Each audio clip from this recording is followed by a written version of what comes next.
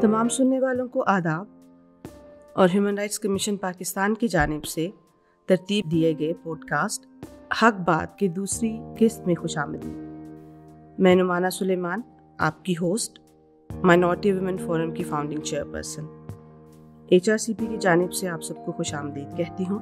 Human rights commission of Pakistan ये समझता है कि बराबरी और गैर इम्तियाजी सलूक इंसानी हकूक़ का बुनियादी फ्रेमवर्क है और इसके बगैर हम माशरे के पिछड़े हुए तबकात, ख़ास तौर पे ख़वातीन के ख़िलाफ़ होने वाले इंसानी हकूक़ की ख़िलाफ़ वर्जियों का तदारक मुमकिन नहीं बना सकते।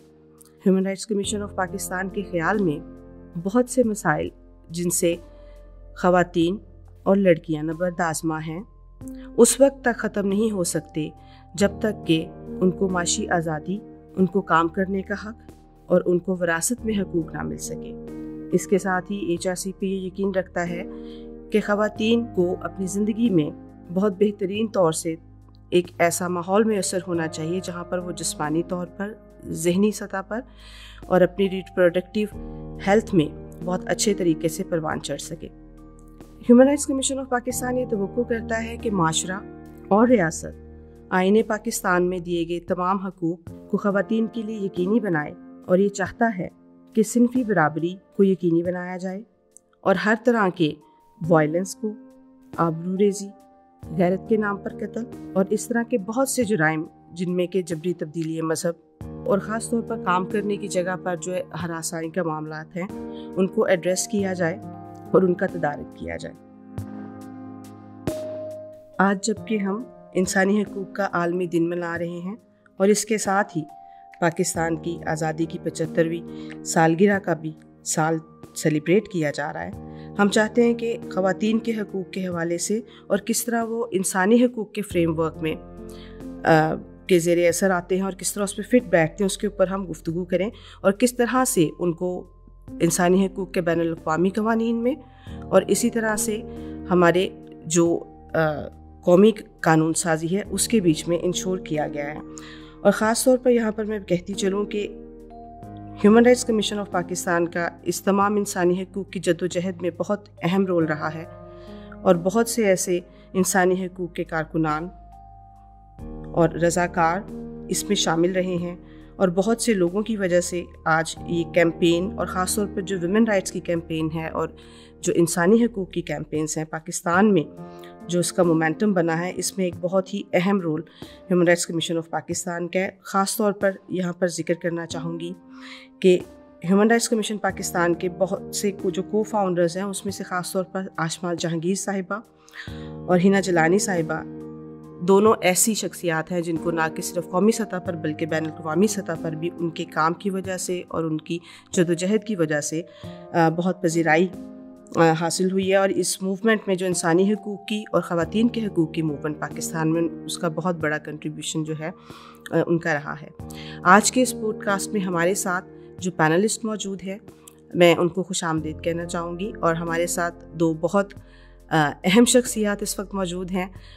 मैं तारुफ़ करवाना चाहूँगी उनका, मोहतरमा हिबा अकबर साहिबा जो कि एक लॉयर हैं और इसके साथ ही शोबा तदरीस से ताल्लुक़ रखती हैं, लम्स में लॉ स्कूल में तदरीस के फ़राइज़ सर अंजाम देती हैं और औरत मार्च के बहुत ही जो फ़ाल कारकुनान हैं, रज़ाकार हैं, उनमें शामिल हैं। और हमारे साथ दूसरे पैनलिस्ट जो हैं मोहतरमा नीलम हुसैन जो कि एक लिखारी हैं, तर्जमा का काम करती हैं, मुख्तलिफ़ कुतब जो हैं उनके हवाले से सीमोर वुमेन रिसोर्स सेंटर जो है उसमें ख़ास तौर पर इनका बहुत कंट्रीब्यूशन है और उसको लेकर चलने में और उसको लीड करती हैं और वुमेन राइट्स के हवाले से एक ख़ास मुकाम और एक ख़ास कंट्रीब्यूशन और एक हैसियत जो है वो रखती हैं। इसके अलावा नीलम साहिबा जो हैं English literature Lahore grammar school में पढ़ाती हैं। तो हमारे दोनों ही जो पैनलिस्ट हैं वो शोबा तदरीस से भी हैं और इसी के साथ जो इंसानी हकूक़ के और ख़ास तौर पर ख़वातीन के हकूक़ की जो मूवमेंट है पाकिस्तान में उससे भी उनका बहुत गहरा ताल्लुक़ और वाबस्तगी है। बहुत शुक्रिया आपकी आमद का और हम आगे इस गुफ्तगू के सिलसिले को बढ़ाते चले।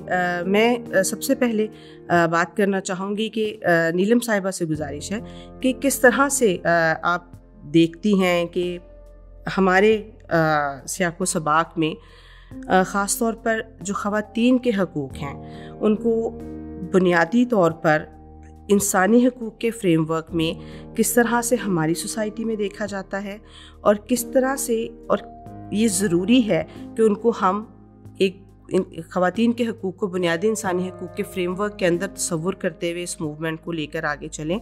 और साथ ही जो हमारे यहाँ पर सिनफ़ी अदम मसावात हैं और जो सिनफ़ी रोल्स जो मुतय्यन किए जाते हैं वो किस तरह से उस सारे ऑपरेशन को, उन सब चीज़ों को जन्म देते हैं जिनको हम अब वायलेशन की सूरत में, ख़वातीन के हकूक़ के वायलेशन की सूरत में हम इन दिनों में देख रहे हैं। एक तो जो ह्यूमन राइट्स की तहरीक है या जो सोच है वो तो बहुत नई है। औरतों में इंसाफ मांगने का जो अंसर है वो जब से तारीख़ लिखी गई है तब से आपको मिलेगा, क्योंकि जहाँ नाइंसाफ़ी होती है वहाँ उसके ख़िलाफ़ आवाज़ भी उठती है। तो पर अगर आप मूवमेंट की तरफ आएँ और ह्यूमन राइट्स के दायरे में आए, जो फॉर्मल डेफिनेशन है, तारीफ़ है ह्यूमन राइट्स की, वो फिर बहुत महदूद कर देती है, क्योंकि वो कहती है कि हर एक को मौका होना चाहिए फ़ैसला साजी का, अपने हक़ की रसाई का, अपने हकूक़ की, और ज़िम्मेदारी से अपनी ज़िम्मेदारियाँ निभाने का। तो ये तो हमारे जो जहाँ अगर हम अपने हालात देखें तो हमें तो ये कहीं हम बैठते ही नहीं शायद, क्योंकि जितनी हकूक़ की पामालियाँ यहाँ हैं वो तो एक से दूसरी जुड़ी हुई है, और आप एक वजह नहीं ले सकते कि जी ये वजह है और इसकी वजह से ये हक नहीं मिलता।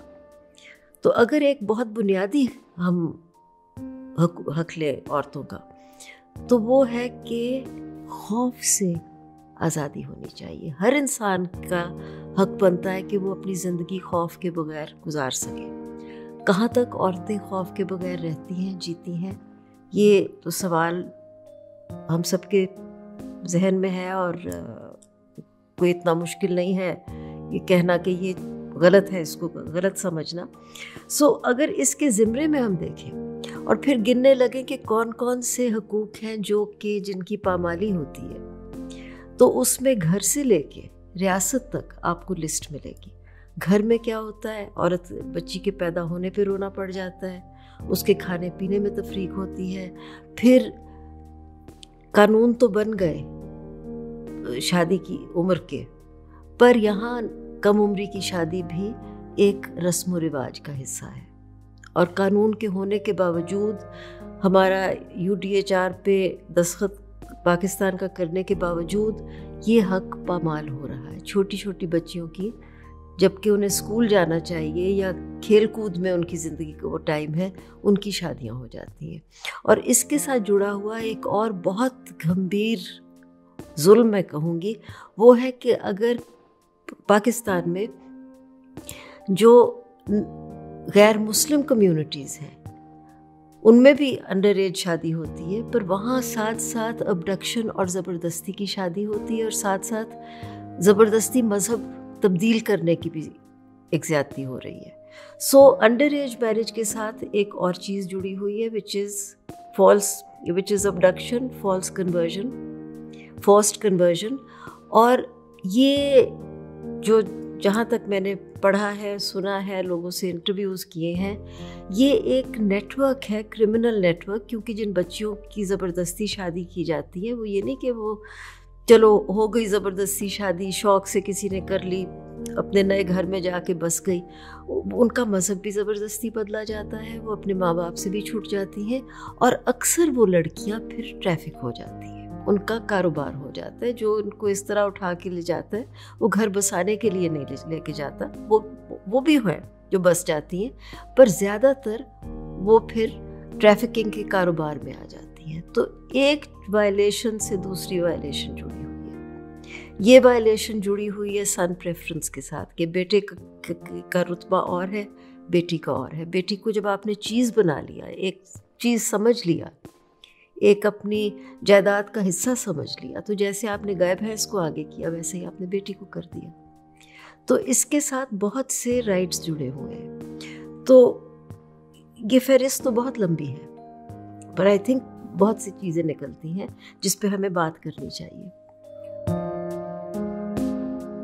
بہت شکریہ نیلم صاحبہ. ہم ہماری دوسری پینلسٹ محترمہ ہبا کی جانب چلتے ہیں اور ان سے بات کرتے ہیں اس موضوع پر کہ وہ کس طرح سے دیکھتی ہیں کہ ہمارے ملک میں، ہمارے کانٹیکسٹ میں جو ترقی کے اہداف ہیں، پائیدار ترقی کے اہداف ہیں، وہ کس طرح سے خواتین کے حقوق کو اپنے اندر ضم کیے ہوئے اور ساتھ لیے ہوئے چل رہے ہیں، اور اس کے ساتھ ساتھ ہی انسانی حقوق کا جو بین الاقوامی فریم ورک ہے، بین الاقوامی نظام ہے، اس میں کس طرح سے خواتین کے حقوق جو ہیں ان کو لازم اور ملزوم قرار دیتے ہیں انسانی حقوق کے براڈر فریم ورک میں، اور ساتھ ہی یہ کہ کس طرح سے ان کو ریکگنائز کیا جاتا ہے ہمارے پاکستانی سوسائٹی میں، ہمارے جو ڈومیسٹک لاز اور پالیسیز ہیں اس لیجسلیشن میں. جیسا کہ ابھی نیلم آپا ذکر کر رہی تھیں جبری گمشدگیاں اور جبری مذہب تبدیل کرنے کا، یہاں پر ہمیں international human rights frame work کا ایک بڑی اعلیٰ مثال مل جاتی ہے. لاہور ہائی کورٹ نے چند ہی سال پہلے بھومی مسکان کیس میں، جہاں پہ ایک کم عمر کی لڑکی کو لگ بھگ 12 سے 14 سال کی عمر تھی، وہ گھریلو ملازم تھی، اس کے جس گھر میں وہ کام کر رہی تھی لوگوں نے اس کو ابڈکٹ کر لیا تھا، اس کو کہا تھا کہ اب تو یہ اس نے اسلام قبول کر لیا ہے. اس کیس میں جب اس کی ماں کو واپس اس کی کسٹڈی دی تو اس کے اندر international human rights framework ہی سائٹ کیے گئے تھے، جو کہ ہماری عدالتوں کا ایک بہت اعلیٰ قدم ہے کہ کس طرح وہ انٹرنیشنل ٹریٹیز جن کو پاکستان نے سائن کیا ہوا ہے ان کو ایڈڈ سپورٹ دیتی ہیں ان کو اپنے ڈیسیجن میں سائٹ کرنے کے لیے. اب جو بات ہے کم عمر کی شادی کی، یہ جب پاکستان بنا تھا تب بھی ایشو تھا، آج بھی ایشو ہے. اس کے اندر جو نوٹ کرنے والی بات یہ ہے اور اپنے مطلب حوصلہ افزائی ہوتی ہے اس بات سے، وہ یہ ہے کہ تب سے لے کر آج تک چیلنجز بہت زیادہ رہے ہیں، لیکن اس کے اندر خواتین کی تحریک جو ہے بہت ایکٹیو رہی ہے. 48 میں جب universal declaration of human rights sign ہو رہی تھی، اس کے اندر شائستہ سہروردی کا بہت اہم کردار رہا، رانا لیاقت کا بہت اہم کردار رہا. اس کے اندر رائٹ ٹو ایکوالٹی کا جو اظہار دیا جاتا ہے اس کے اندر خواتین کا کردار رہتا ہے. ابھی جس طرح ریکارڈنگ شروع ہونے سے پہلے نیلم آپا نے بتایا کہ کس طرح ویف نے کردار ادا کیا کہ UDHR کی انٹرپریٹیشن میں جب اس کے 50 سال ہونے والے تھے، اس کے اندر ایک ساؤتھ کی یعنی گلوبل ساؤتھ کی جو ڈیولپنگ ممالک ہیں ادھر کی خواتین کا ایک پرسپیکٹیو لیا جائے. کس طرح 95 میں جب بیجنگ کانفرنس ہوتی ہے اس کے بعد پھر CEDAW سائن ہوتا ہے جو کہ convention of elimination of discrimination against women ہے، اس کے اندر بھی پاکستان کی خواتین کا بینظیر بھٹو تک کا ایک بہت اہم کردار رہا، نصرت بھٹو کا بھی کردار رہا. اس سارے ایشوز کو اٹھانے میں ہم ہمیشہ سپورٹ لیتے ہیں international human rights frame work کا. اگر آپ دیکھ لیں کہ یہی CEDAW کے تحت ہماری جب یونیورسل پیریوڈک ریویو ہوتا ہے CEDAW کے تحت، اس کے اندر بھی جو پاکستان کی NGOs ہیں ان کی رپورٹ جاتی ہے، شیڈو رپورٹ جاتی ہے، جس کی وجہ سے اس کے اندر اس کو عمل میں لانے کے لیے زیادہ کلیئرٹی ملتی ہے اور ایک ڈفرینٹ پرسپیکٹیو بھی مل جاتا ہے پاکستان کی ریاست کو. یعنی ہمیں اوور ٹائم جو نظر آ رہا ہے تھرو آؤٹ دی ایئرز وہ یہ ہے کہ جو ایک ڈومیسٹک ویمنز رائٹس موومنٹ ہے وہ کس طرح ان انٹرنیشنل انسٹرومنٹس کا سہارا لے رہی ہے اپنے ایشوز پر بات کرنے کا، اپنے ایشوز کو ہائی لائٹ کرنے کے لیے. آپ کی بات سے بھی یہ نکل رہی ہے چیز کہ عورتوں کی موومنٹ اپنے رائٹس کے لیے تاریخ کے ساتھ جڑی ہوئی ہے، اکیلی خلا میں نہیں چلتی، اور اس میں ایک انٹرنیشنل گلوبل امپیکٹ بھی آتا ہے کہ وہاں کیا کنونشنز بن رہی ہیں، ان ملکوں کا ڈیولپڈ دنیا کے کیا انٹرسٹ ہیں، ان کے اکنامک انٹرسٹ بھی آ جاتے ہیں، کہاں جنگ لگانی ہے کہاں نہیں لگانی، کہاں اس ہیومن رائٹس کا پرچار کرنا ہے، کہاں جو آنکھیں پھیر کے دوسری طرف دیکھ لینا ہے. کوئی معصوم نہیں ہے اس میں. پھر اگر ہم اپنے ملک کے دائرے میں آئیں تو جیسے جیسے ہماری سیاست رنگ بدلتی ہے اس کے اتار چڑھاؤ کا بھی امپیکٹ ہوتا ہے عورتوں کے رائٹس پہ. جب پارٹیشن کے بعد جو ایک زور تھا وہ پاکستان پہ تھا as a modern nation state, جو کہ ایک نیا ملک ہے، ترقی پسند ہے، آگے چلے گا. اور بار بار جناح سے لے کے اور لیڈرز تک یہ تھا کہ عورت شانہ بشانہ چلے گی. پہلا میڈیکل کالج فاطمہ جناح میڈیکل کالج لاہور میں بالک رام کالج کی پریمیسز پہ بنا. جناح نے انڈورس کیا 48 میں. یہ اس کی اوپننگ سیرمنی ہوئی جب تب کون تھے، خواجہ ناظم الدین تھے ہیڈ آف اسٹیٹ، انہوں نے اس کی اوپننگ کی. اور لڑکیوں کو میڈیکل کالجز میں کوٹے بھی دیے گئے کہ یہ ان کی انٹری ہو، کیونکہ کم عورتیں اس پروفیشن میں آ رہی تھیں. تو ایک انکریجمنٹ تھی. یہ سلسلہ چلتا رہا، بھٹو کے دور میں بھی چلا. اور ایک اگر کہیں رکاوٹیں آتی تھیں تو وہ معاشرے کی رکاوٹیں تھیں جو ہم لوگ اپنے گھروں میں محسوس کرتے تھے کہ یہاں جا سکتے ہو، یہاں نہیں جا سکتے، یہ کرنا ہے، یہ نہیں کرنا. ریاست کی طرف سے اور قسم کا جبر ضرور تھا کیونکہ مارشل لاء کا دور تھا ایوب کے دنوں میں، پر یہاں پہ ایک پابندیاں نہیں تھیں.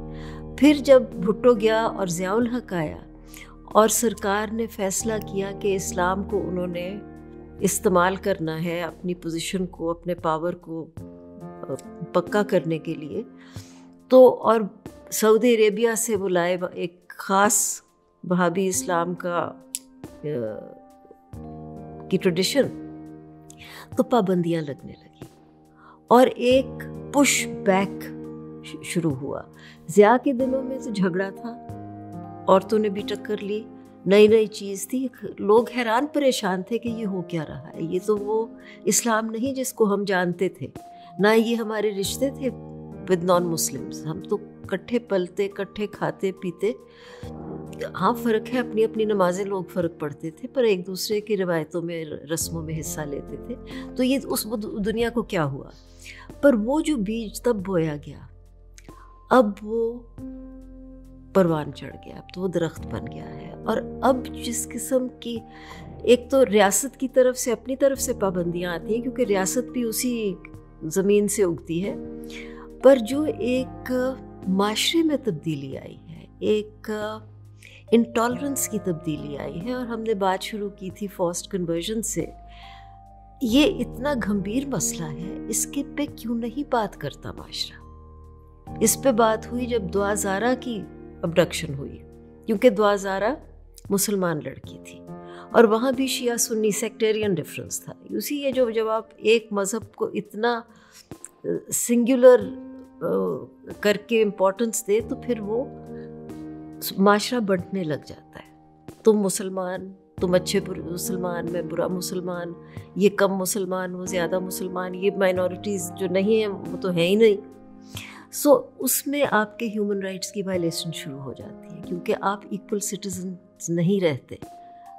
باوجود اس کے کہ آپ کی اگر آئین آپ کو وہ رائٹ دیتی بھی ہے تو روزمرہ کے اٹھنے بیٹھنے میں وہ رائٹ پامال ہو رہا ہوتا ہے. اور دعا زارا کا کیس ہوا تو پھر معاشرے کی نظر پڑی کہ اوہو یہ تو بڑا گھمبیر مسئلہ ہے، یہ تو اوروں کے ساتھ بھی ہو رہا ہے. پر باوجود اس ریئلائزیشن کے ہم چپ ہیں.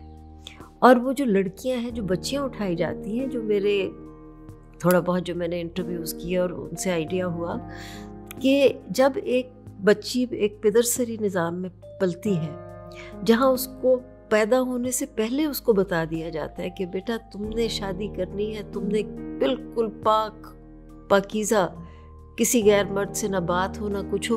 جب وہ لڑکی ابڈکٹ ہوتی ہے اور اس کا ریپ ہو جاتا ہے تو وہ تو خود ہی اس کے دل میں ہوتا ہوگا یار میں تو کسی چیز کام کی نہیں رہی. تو اس اسٹیٹ آف مائنڈ میں جب آپ اس کو سامنے لا کے کہتے ہیں بیٹا تم کہاں جاؤ گی اور کیا کرو گی، وہ تو ایک she is under age, she is a little girl. دوسرا اس کو ہے کہ اب مجھے کون قبول کرے گا. اور یہ بھی فیکٹ ہے کہ جب وہ لڑکیاں واپس جاتی ہیں، کیونکہ ہندو، مسلمان، کرسچن اس خطے کے ایک ہی پدرسری نظام کے حصہ ہیں، وہ بچیاں اپنے گھروں میں قبول نہیں ہوتی. پھر وہ ٹریفک ہو جاتی. So it's and it applies at every level. عورتوں کی تعلیم کی طرف جائیں, عورتوں کی صحت کی طرف جائیں, یہ ایک دوسرے سے کڑیاں جڑی ہوئی ہیں. میں تو بات آج کر رہے ہیں سیلیبریٹ کرنے کی, اور مجھے تو ڈپریشن ہو رہا ہے. ہم اپنے اگلے سوال کی جانب چلتے ہیں.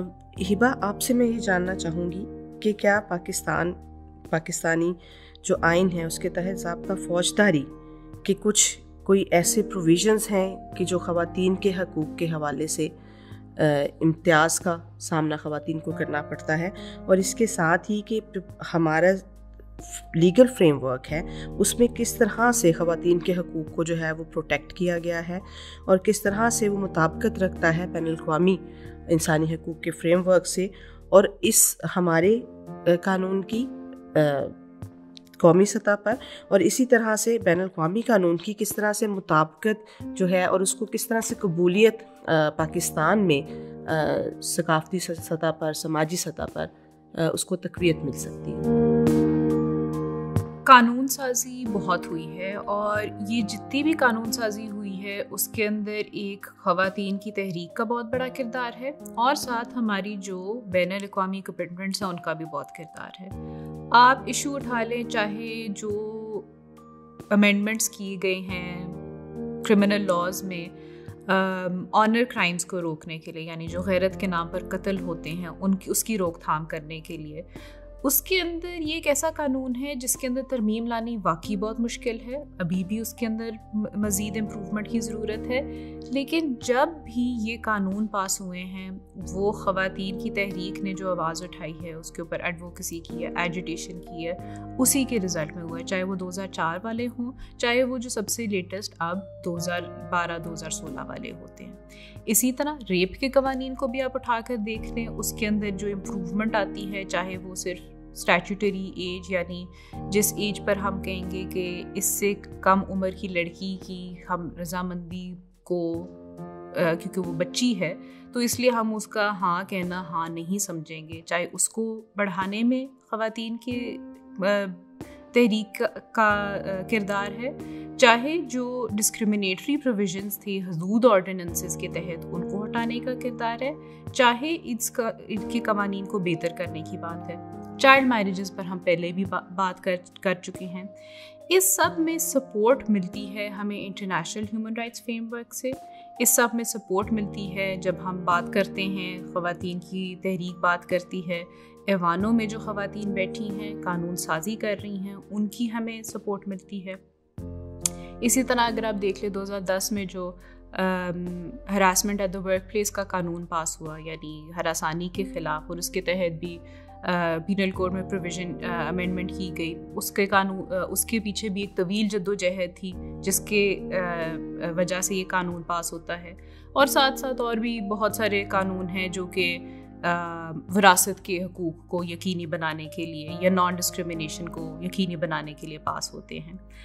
اب قانون پاس ہو جاتے ہیں, لیکن ہمیں یہ دیکھنے کو ملتا ہے کہ اس کے تحت عمل درآمد واقعی ابھی بھی بہت بڑا چیلنج ہے. چاہے وہ اس لیے کہ پولیس والے آپ کی کمپلینٹ کو سیریسلی نہیں لے رہے, چاہے وہ اس لیے ہے کہ قانون کے تحت جو رولز بنانے کی ضرورت ہے, جو سیٹ اپ کی ضرورت ہے, اس کو عمل میں نہیں لایا جا رہا. جیسا کہ 2016 میں پنجاب نے گھریلو تشدد کے خلاف ایک قانون پاس کیا, لیکن 6 سال ہو گئے وہ قانون ابھی تک سے ملتان ڈسٹرکٹ میں نافذ کیا جا رہا تھا. پچھلے ہی مہینے 6 سال بعد فائنلی اب وہ قانون پنجاب کے دیگر اضلاع میں بھی نوٹیفائی ہو گیا.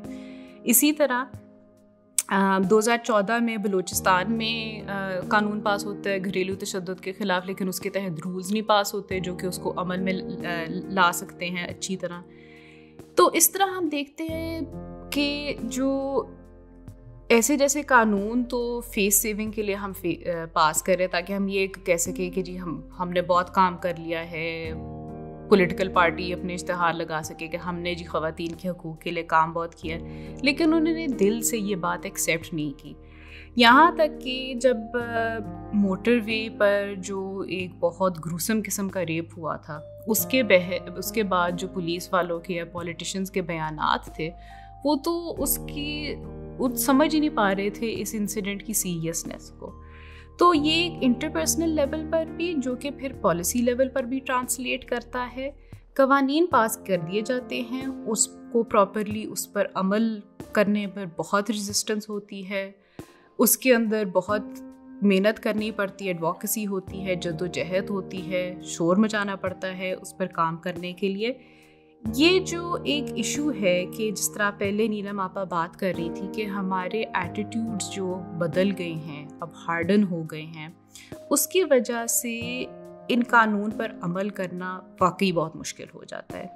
यही वजह है कि आज पाकिस्तान कोई 146 ममालिक में से 145th पोजीशन पर है जेंडर गैप रिपोर्ट में, और जो ममालिक पाकिस्तान से बदतर हैं वो शायद वही ममालिक हैं जो जंग की ज़ब्त में हैं, तो वहाँ पर जेंडर इंडिकेटर्स वाकई बहुत बुरे हैं। तो पाकिस्तान में फोकस बहुत ज़्यादा रहा है कवानीन पर, लेकिन उन कवानीन को अमल दरामद लाने के लिए हमें एक रोबस्ट वुमेंस मूवमेंट की ज़रूरत है, और वुमेंस मूवमेंट वो किरदार अदा ज़रूर कर रहे हैं। लेकिन जो सोशल लेवल पर एक बायस है वो उन इश्यूज़ को, उन कवानीन को डिफीट ज़रूर कर देता है।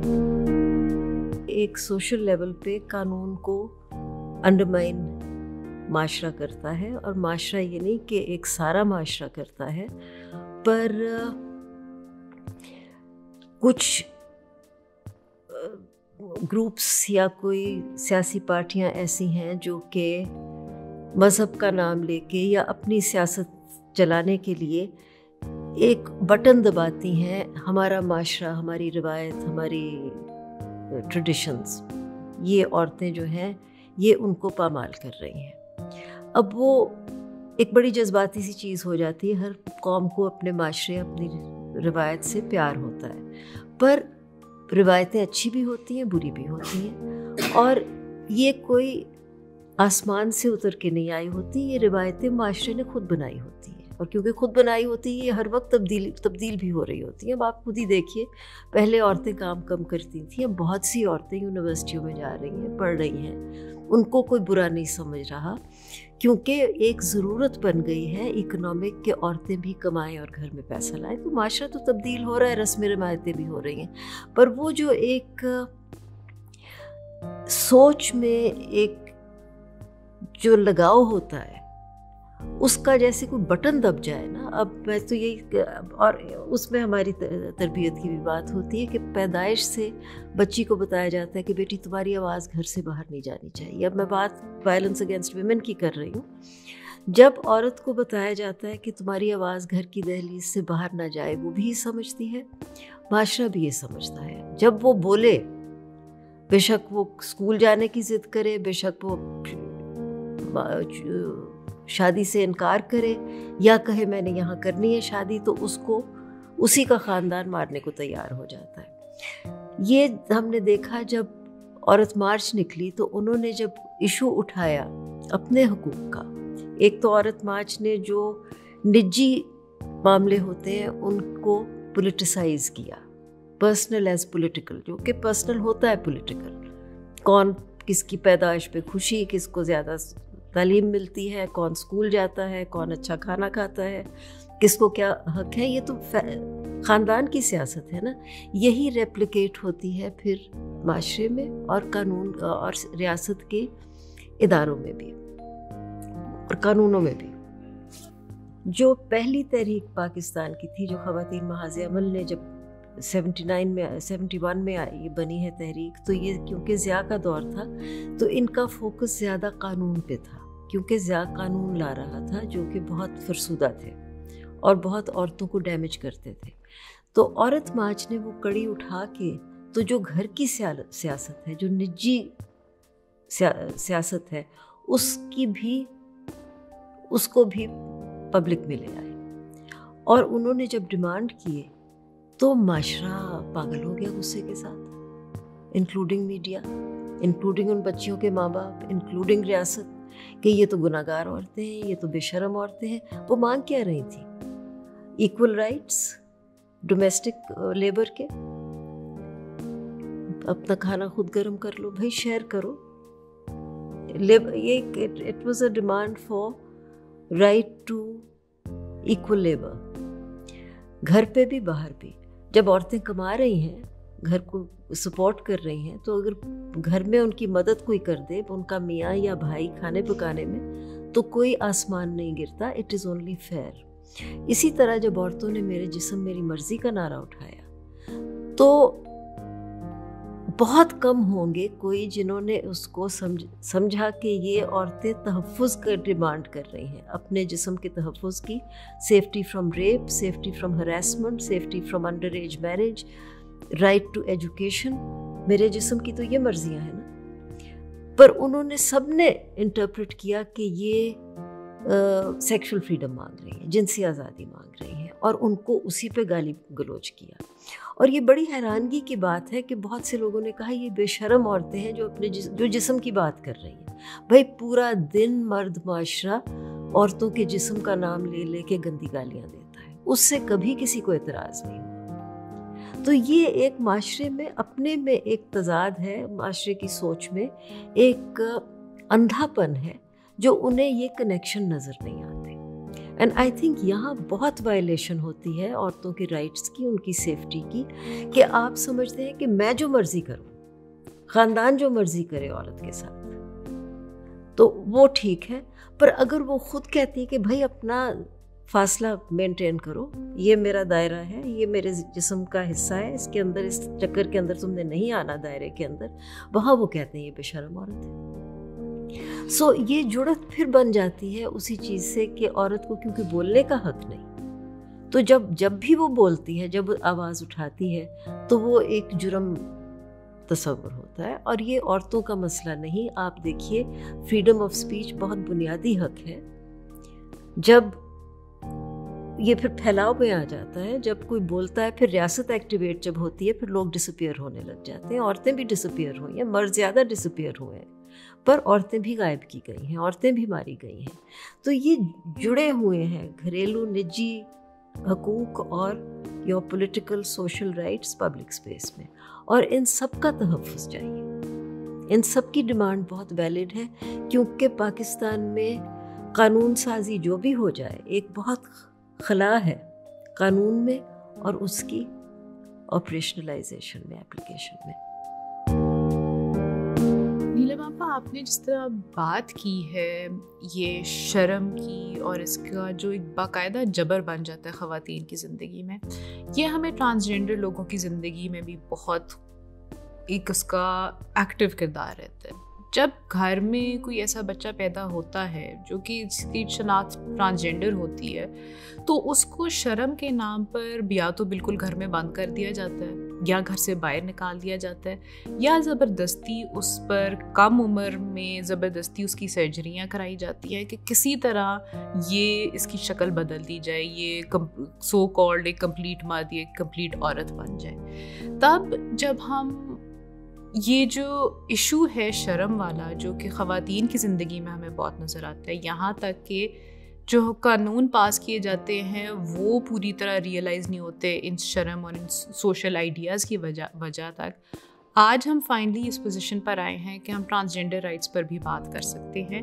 ये इश्यूज़ ट्रांसजेंडर अफराद की ज़िंदगी में भी हमें बहुत अच्छी तरह नज़र आते हैं. बहुत शुक्रिया हिबा और शुक्रिया नीलम आपा. मेरा अगला सवाल जो है वो ये कि इस तमाम गुफ्तगू के नतीजे में, इस नुक्ता नज़र को आप दोनों पैनलिस्ट के सामने रखते हुए जो आपने तमाम चीज़ें बयान की हैं, आप किस तरह देखते हैं कि पाकिस्तान इस वक्त सिनफी मसावात में किस मुकाम पर खड़ा है, और किसी माशरे में जो सोशल एक्सक्लूजन है या अमन व अमान की ख़राब सूरत हाल है, वो ख़वातीन के हकूक़ पर किस तरह से असरअंदाज होती है? सोशल एक्सक्लूजन को लें तो वंस अगेन ये जो शर्म का आइडिया है, सूरत हाल तो ये है कि हमारे एक सेनेटर साहब ने कहा था कि जो ये रिकॉर्डिंग चलती है फ़ोन पर छाती के कैंसर को लेकर, ये भी वल्गर है और इसको ख़त्म किया जाए, इसकी कोई जगह नहीं है हमारे मुआशरे में, और एक इज़्ज़तदार मुआशरे में इसकी कोई जगह नहीं है. तो ख़वातीन की जो सेहत का इशू है उसमें भी यही इश्यूज़ हमें नज़र आते हैं. डॉक्टर तक जाना, डॉक्टर کو ٹائم پر دیکھنا, ڈاکٹر سے کھل کر بات کر سکنا کہ ہمارے جسم پر اس وقت کیا مرض ہے وغیرہ وغیرہ, یہ سب اس شرم کی نظر ہو جاتے ہیں. اس کی وجہ سے ایک اور امتیازی سلوک ہمیں نظر آ جاتا ہے اپنی سوسائٹی میں. فرق تو ڈسکریمنیشن تو ہر لیول پہ ہوتی ہے. اب جب کوئی کرائسس ہوتا ہے, کوئی جنگ لگتی ہے, کوئی فلڈ آ جاتا ہے, کوئی بھوچال آ جاتا ہے, جیسے کہ پاکستان میں پچھلے فلڈ سے تو ابھی ہم گزرے بھی نہیں, تو کیونکہ عورت کا ایک سٹیٹس انفیریئر ہے, اس کو ہم ایک پراپرٹی سمجھتے ہیں, اس کو ہم ایک سیکس آبجیکٹ سمجھتے ہیں, ریڈیوس کر دیتے ہیں نا کہ عورت کا کام کیا ہے, بچے پیدا کرے یا سیکس کے کاروبار میں وہ اگر آئے تو اس کے جسم سے پیسہ کمایا جائے. تو اس کو ایک ڈی ویلیو کیا جاتا ہے. اس میں نظر آتا ہے جب فلڈ آتے ہیں یا جب زلزلہ آیا تھا تو بہت سی لڑکیاں ریپ ہوئی.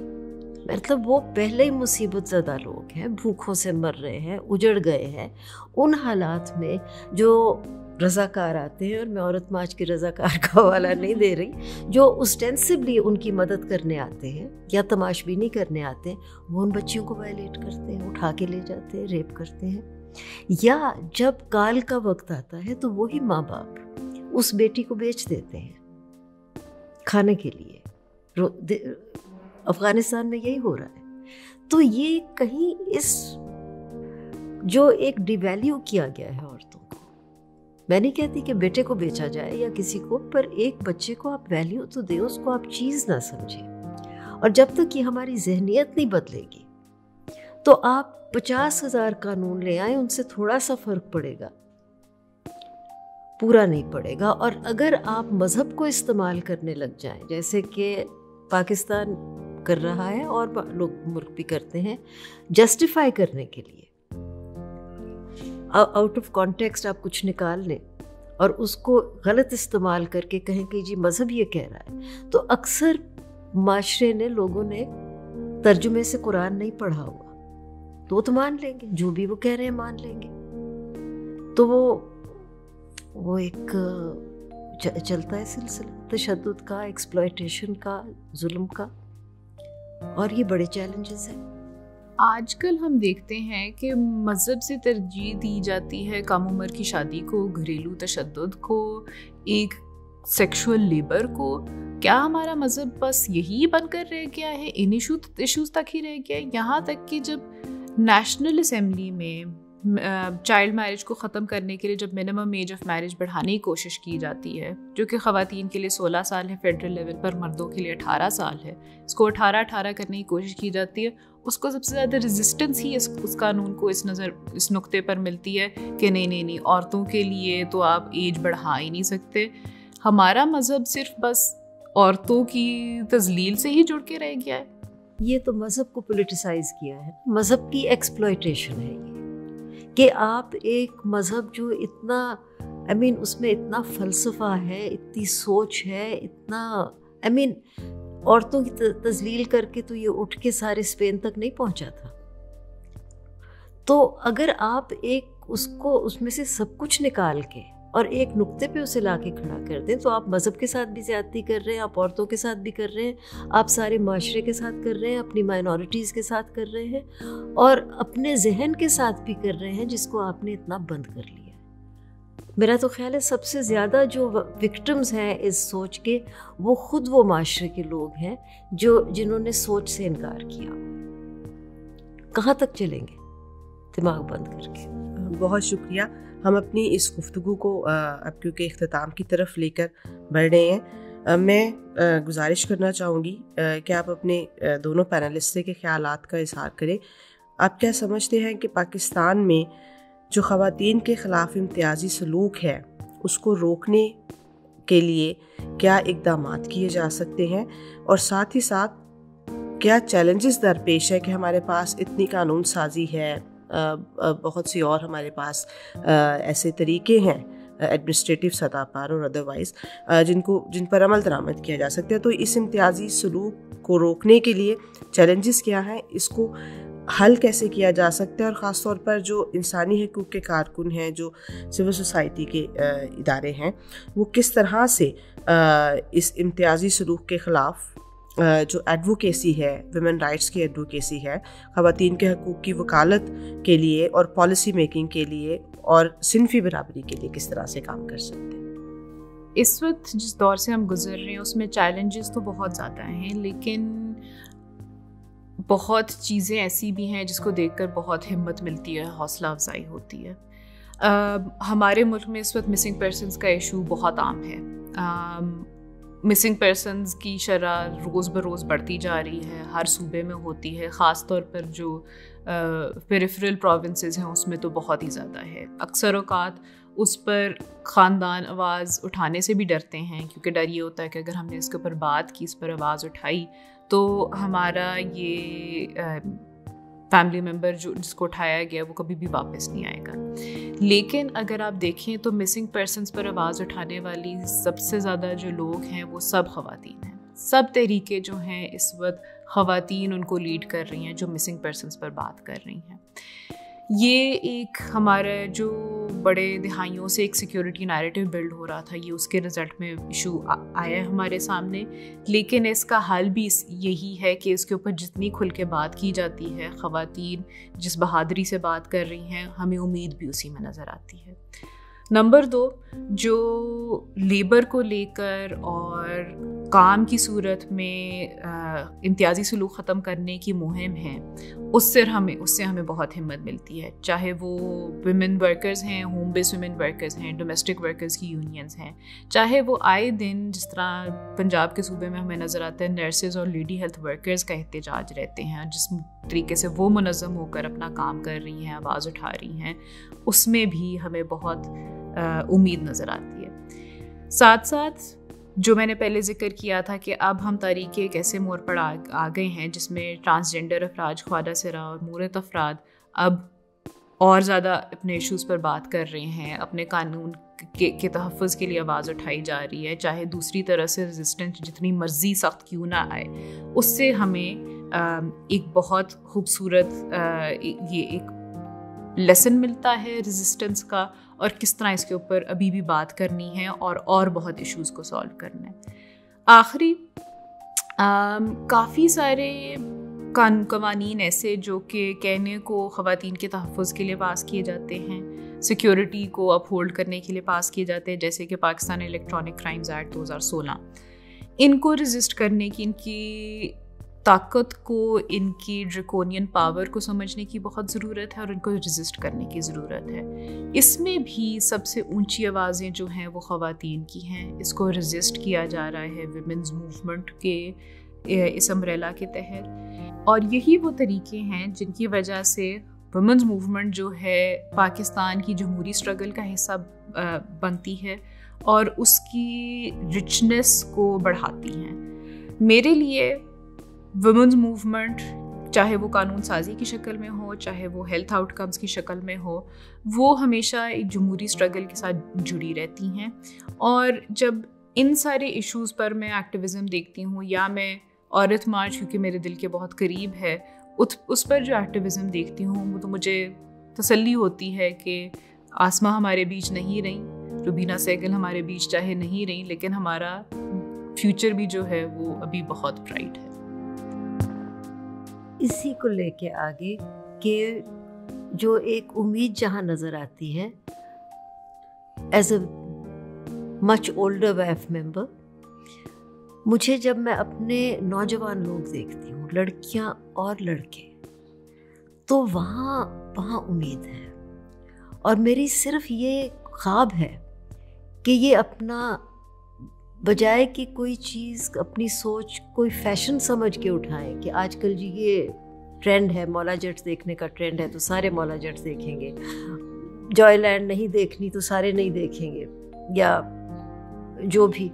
تو بجائے کہ ایک موومنٹ کو ٹرینڈ کر کے اپنی نفرت کا اظہار کریں یا اپنی خوشی کا اظہار کریں، اگر جو اللہ نے ان کو دماغ دیے ہیں ان کو استعمال کریں. ناٹ کہ وہ میرے ساتھ اگری کریں، پر جو یہ خیالات ہیں، جو سوچیں ہیں، جو آج کل چیزیں انہیں ڈسٹرب کرتی ہیں، ان پہ سوچیں ان پہ سوچیں، ان کو پرکھیں، وہ دیکھیں غلط ہے صحیح ہے، ان سے کیا راستے کھلتے ہیں. آئی تھنک جب تک ہم اپنی کرٹیکل تھنکنگ کی کیپیسٹی نہیں بڑھائیں گے تو ہم یہیں بیٹھے رہیں گے.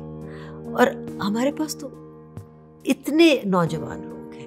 آئی think we have a very large youthful population, probably one of the largest in the world. تو یہاں جو اتنی انرجی ہے، اتنا پوٹینشیل ہے، اگر اس کو استعمال کیا جائے تو دنیا آپ کے آگے ہے.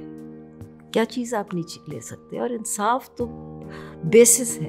انصاف، جمہور، ان چیز یہ بنیادیں ہیں جن سے ایک قوم آگے بڑھتی ہے. تو اس میں عورتوں کے حق بھی ہیں، اس میں نوجوانوں کے حق بھی، لڑکوں کے حق، مردوں کے بھی حق ہیں، ٹرانس کے بھی حق ہیں، سب کے حق آ جاتے ہیں. اور ہیومن رائٹس آر انکلوسیو. وہ یہ نہیں ہوتا کہ جی اس کے لیے ہیومن رائٹس ہیں اس کے لیے نہیں ہیں. اس میں کاسٹ، کلاس، جینڈر، غریب، امیر، ہر ایک آتا ہے. تو اس لیے ذمہ داری بھی ہر ایک کی بنتی ہے. And I think that is all I have to say. بہت بہت شکریہ ہبا اور نیلم صاحبہ. اور خاص طور پر انسانی حقوق کمیشن پاکستان کی جانب سے میں آپ کی میزبان نعمانہ سلیمان تمام سامعین کا بہت شکریہ ادا کرتی ہوں آپ کے تمام وقت کے لیے. اور ہم امید کرتے ہیں کہ اس سیر حاصل گفتگو سے ضرور human rights commission of Pakistan کا پیغام ہمارے ذریعے سے آپ سب سامعین تک پہنچے گا اور ہم تمام مل کر پاکستان میں صنفی برابری کے لیے اور خواتین کے حقوق کے لیے اپنی جدوجہد کو جاری رکھ سکیں گے. بہت بہت شکریہ. خدا حافظ.